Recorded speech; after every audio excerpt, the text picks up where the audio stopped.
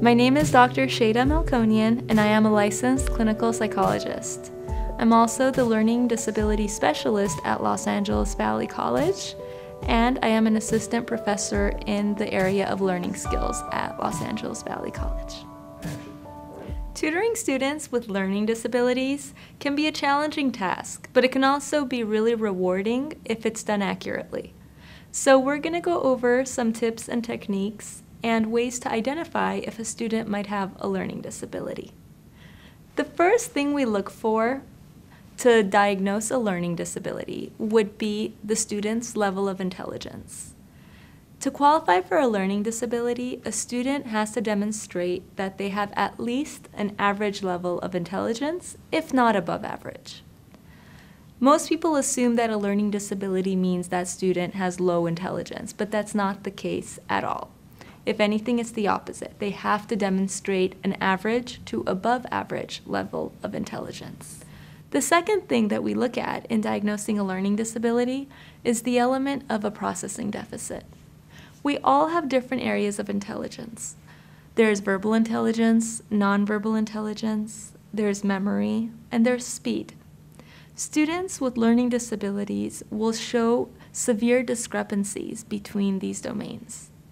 So what that means is that they might be great when it comes to verbal skills, but when it comes to their processing speed, their performance is lower, which means they have the ability to learn, but they process slower.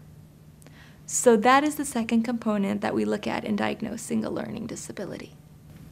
The third thing that we look for in diagnosing a learning disability would be the difference between that student's intelligence and their academic achievement in the domain that they're struggling in.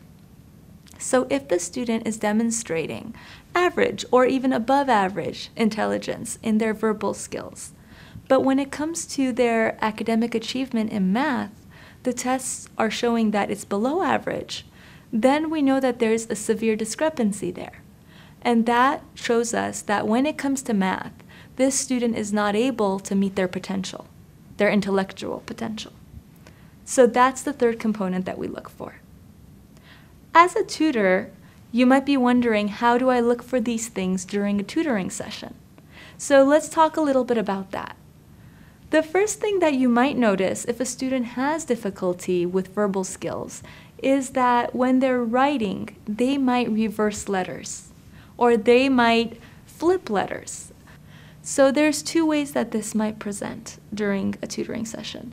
The first is that you might see that they physically will write a D when they mean to write a B, or other letters that can be flipped in that way.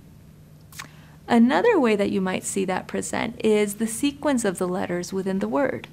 So for example, if they mean to write the word bed, instead you might see that they wrote D-E-B, deb. So the sequence might also be altered.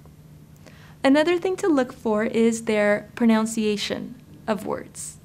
If they are visually processing the words incorrectly and they cannot line up the sequence of the letters, often, unless they've actually memorized that word for what it is, when they're presented with a new word that they've never seen before, they have a really hard time phonetically sounding that word out, because the sequence of the letters don't always align the way that they would for most others. Another thing that you would want to keep an eye out for is the student's memory.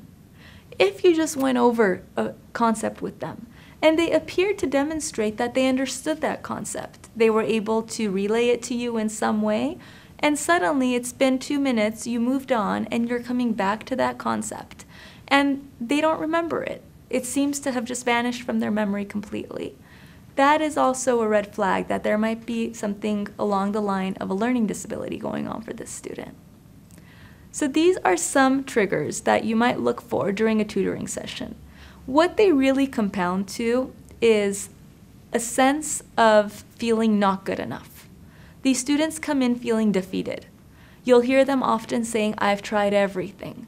I've gone to tutoring. I've done the homework. I've given it my all, and I cannot get through this course.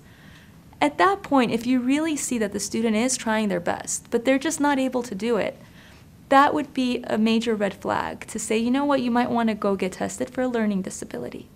And the most important thing in doing that is the way in which you deliver that message. You can't say it from a perspective of, I think you have a learning disability, you really need to take care of this. It needs to come from a warm and caring place where you really want the best for that student. So really focus on the way you present that to them, because this might be the first time they're hearing that. So really try to make it a positive experience and one that's going to better them as a student and for the rest of their life.